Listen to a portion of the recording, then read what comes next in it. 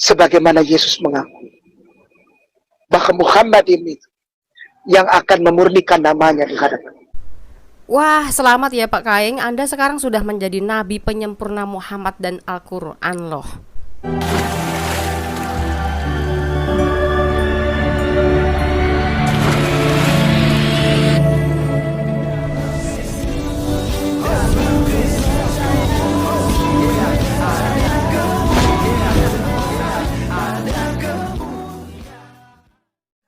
Salam Elechem Bisem Yesua Hamasiah, salam damai sejahtera di dalam nama Tuhan Yesus Kristus untuk kita.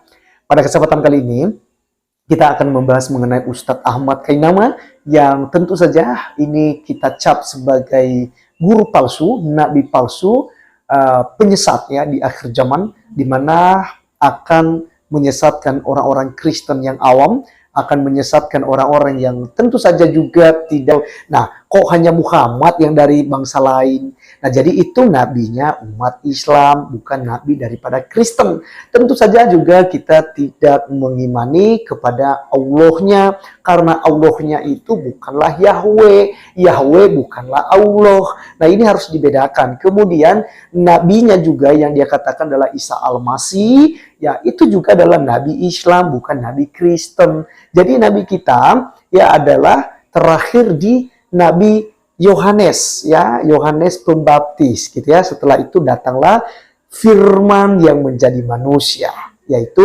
Yesua Hamasiah, Tuhan Yesus Kristus. Nah, teman-teman sekalian, mari langsung saja kita simak video Ustadz Ahmad Kainama berikut ini. Kefa, kata Yesus. Kefa. Muhammad ini yang meminta pengampunan kepadaku, kepada Allah. Aku berdoa kepada Allah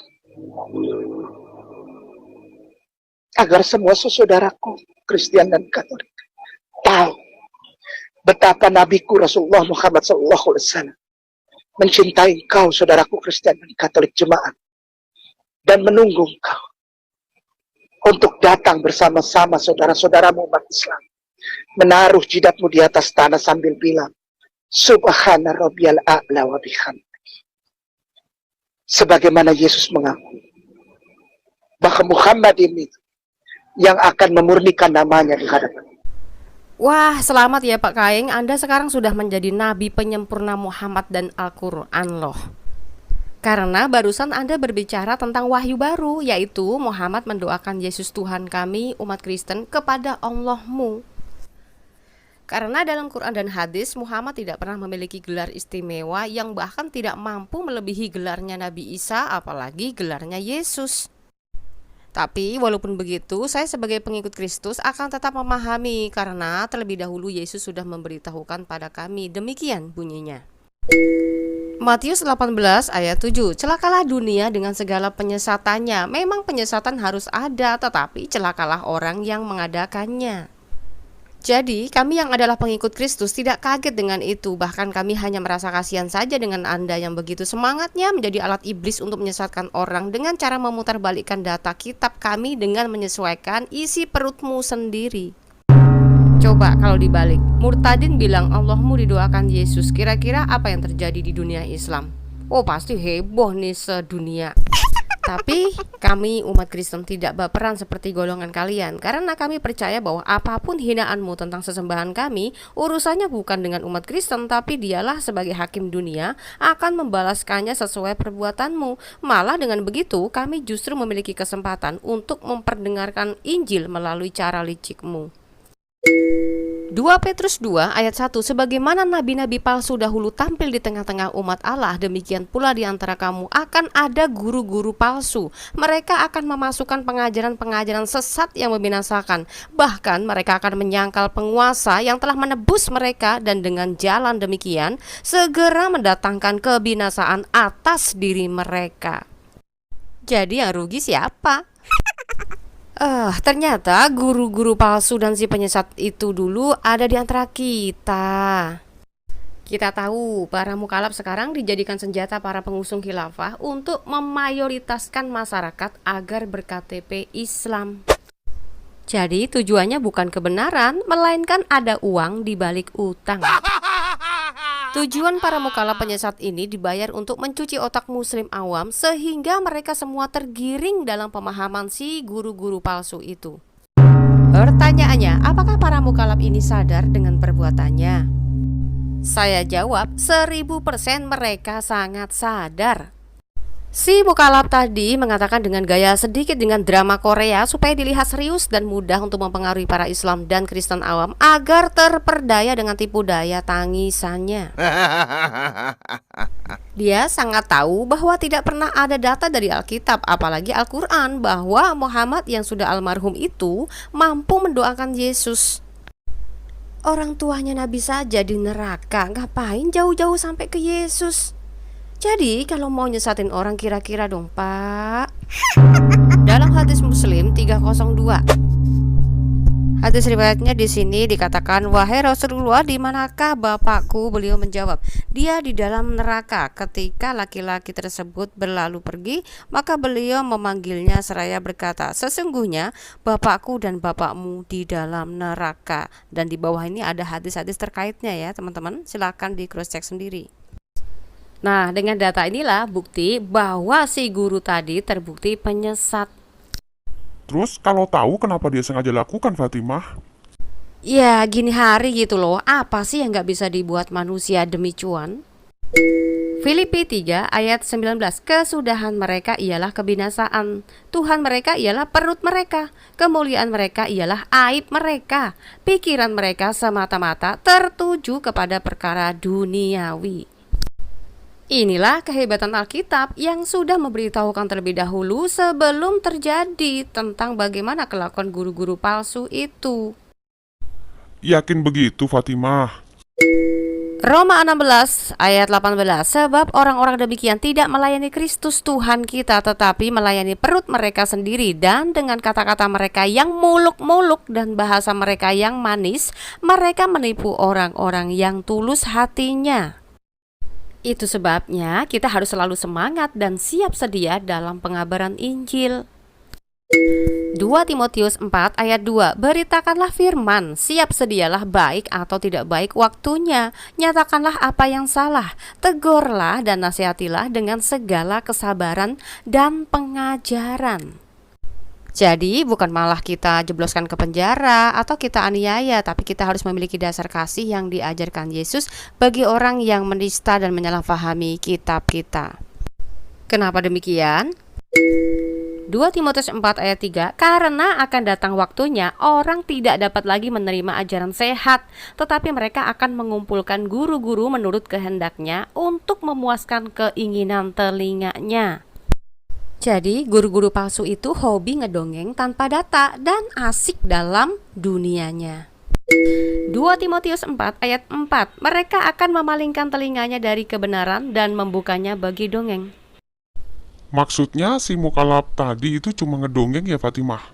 Definisi dongeng adalah suatu cerita dari cerita masuk ke cerita baru yang tidak didasari data dan faktanya. Dalam hadis dijelaskan, ternyata Nabi Adam minta ampun sama Allah dengan menyebut nama Muhammad sallallahu alaihi wasallam. Loh, gimana ceritanya Nabi Adam menyebut nama Muhammad? Nabi Muhammad kan belum lahir.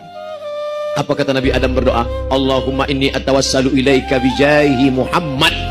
Aku minta ampun kepada engkau ya Allah dengan menyebut nama Muhammad. Allah nanya bukan Allah tidak tahu, Allah maha tahu. Allah mau kasih tahu siapa yang tidak tahu dan yang tak mau tahu.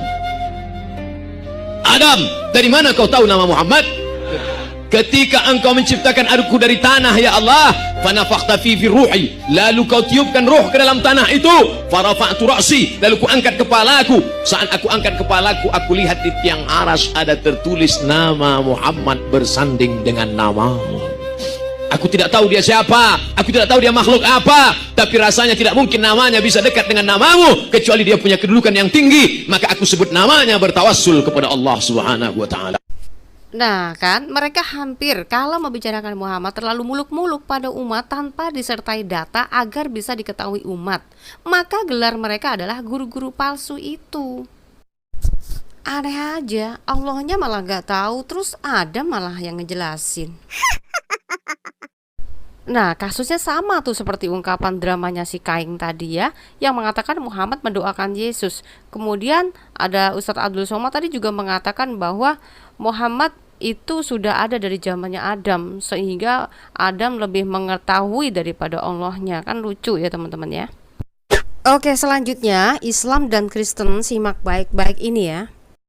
Yesus berkata, Wahyu 22 ayat 13, Aku adalah Alfa dan Omega, yang pertama dan yang terkemudian, yang awal dan yang akhir. Pertanyaannya, mana gelar Muhammad sebagai yang awal dan yang akhir, yang pertama dan yang terkemudian, sehingga dia sudah memiliki nama sebelum Adam diciptakan?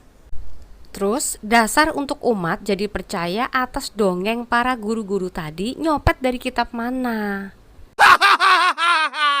Al-Quran justru mencatat Nabi Isa lah yang memiliki gelar istimewa daripada Muhammad dalam Qurannya. Ingatlah ketika malaikat berkata, Hai Maryam, sesungguhnya Allah menggembirakan kamu dengan kalimat daripadanya. Namanya Al-Masih Isa putra Maryam, seorang terkemuka di dunia dan di akhirat, dan termasuk orang-orang yang didekatkan kepada Allah. Ini dalam kurungnya. Dalam Quran surat Al-Imran ayat 45. Seandainya para mukallaf dan ustadz atau guru-guru itu berani jujur, maka logikanya orang yang terkemuka di dunia dan akhirat inilah seharusnya yang bisa mendoakan Muhammad dan bukan malah sebaliknya. Iya enggak? Saya ulangi. Iya enggak? Iya enggak? 2. Selanjutnya, Yesus berkata dalam Yohanes 14 ayat 14, Jika kamu meminta sesuatu kepadaku dalam namaku, aku akan melakukannya. Pertanyaannya, mana data kalau nama Muhammad ajaib dan memiliki kuasa untuk segala hal, apalagi mengenai tentang hal doa? Bahkan Al-Quran sudah membuktikan bahwa pribadi Muhammad tidak pernah mengetahui yang gaib. Jadi boro-boro punya kuasa. Katakanlah, aku tidak mengatakan kepadamu bahwa perbendaharaan Allah ada padaku, dan tidak pula aku mengetahui yang gaib, dan tidak pula aku mengatakan kepadamu bahwa aku seorang malaikat. Tuh, padahal Muhammad sendiri gak pernah mengaku dirinya malaikat, melainkan sekedar manusia yang seperti kita. Jadi logika kita akan ambiar ketika kita menyetarakan Muhammad yang nyatanya hanyalah manusia yang dinabikan, kemudian diceritakan pada umat memiliki gelar yang sejajar dengan Allahnya. Boro-boro Muhammad mendoakan Yesus sang Mesias Kristus itu. Lawang anak kandungnya sendiri Fatimah saja dia tidak mampu menjamin selamat dari api neraka. Kenapa mukallaf Kaing itu membuat wahyu baru lagi ya? Dalam hadis Musnad Ahmad nomor 8812 dijelaskan Nabi SAW bersabda, Wahai Bani Abdul Muthalib, belilah diri kalian dari Allah Azza wa Jalla. Aku tidak memiliki hak atas diri kalian di hadapan Allah. Wahai Ummu Az-Zubair bibi Nabi SAW bersabda, Wahai Fatimah putri Muhammad, belilah diri kalian dari Allah. Aku tidak memiliki hak atas diri kalian di hadapan Allah. Mintalah kalian berdua dari hartaku sesuka kalian. Nah, jika anaknya minta harta kekayaan ayahnya malah bisa ngasih. Tapi kalau soal jaminan keselamatan akhirat, Muhammad sebagai ayahnya nggak berdaya. Ini datanya dari hadis kalian sendiri loh. Bahkan ada periwayat lagi dengan model amalan sekalipun kalian tidak akan bisa selamat. Dalam riwayat hadis Musnad Ahmad nomor 7167, Abu Hurairah dia berkata Rasulullah SAW bersabda, salah seorang dari kalian tidak akan masuk surga dengan amalnya. Para sahabat bertanya, tidak juga dengan engkau wahai Rasulullah? Beliau menjawab, tidak juga dengan aku. Namun Allah telah melimpahkan kepadaku rahmat dan kemuliaannya, dan dia juga meletakkan tangannya di atas kepalaku. Serius nih, nanya ya, kapan ya Allah itu di atas arasinya terus sempat turun meletakkan tangannya di atas kepalanya Muhammad? Lah, Allah punya tangan toh. Jujur ya, saya masih penasaran. 1. Segede apa tangannya Allah yang pernah meletakkan tangannya di atas kepala Muhammad? 2. Segede apa kepala Muhammad sehingga mampu ditumpangi tangan Allah? 3. Apakah Allah juga mengecil seperti halnya Tuhan umat Kristen yang datang ke dunia menjadi sama dengan manusia? Tapi intinya, hadis-hadis tersebut memiliki data secara akurat tertulis, bahkan memiliki referensi dengan para periwayat hadis lain. Tentu bisa dipercaya, bukan? Dan tidak semudah itu untuk mendoifkannya. Hanya masalahnya, kenapa Al-Hadis terkesan lebih menunjukkan kesempurnaannya daripada Al-Quran itu sendiri? Yang di Al-Quran nggak ada, malah di hadisnya ada. Jadi, mana yang mau dipercaya? Al-Quran, Al-Hadis, atau Al-Gosong? Mari kita gunakan akal sehat kita selagi masih ada kesempatan untuk melakukannya daripada terlambat dan menyesal kemudian. Jangan takut murtad, karena keselamatan bukan ditentukan oleh orang tua ataupun para ulama maupun guru-guru kita, tetapi dialah yang sudah menyatakan diri kepada manusia supaya kita mampu mengenalnya, bahkan layak menyebutnya ya Aba, ya Bapa, Adonai, Elohim kita. Makanya para mukallaf, ketika dulu menjadi Kristen kamu tidak berguna, maka jadilah manusia yang berguna untuk umat Islam dengan pengajaran yang lebih benar dari kekristenan itu sendiri. Karena sejak dulunya, sejak saya menganut Islam, tidak pernah ada doktrin yang menyatakan bahwa Muhammad memiliki gelar abadi, bahkan gelar penguasa dunia akhirat pun tidak ada. Makanya terdengar aneh ketika si mukallaf tadi justru membuat iman baru dengan mengatakan kalau Muhammad mendoakan Yesus. Makanya saran saya pada para mukallaf, belajarlah Islam kepada Kiai Nahdlatul Ulama. Setidaknya ajaran mereka tidak menjadikan kamu sebagai kadrun si pendongeng ulung di negeri ini.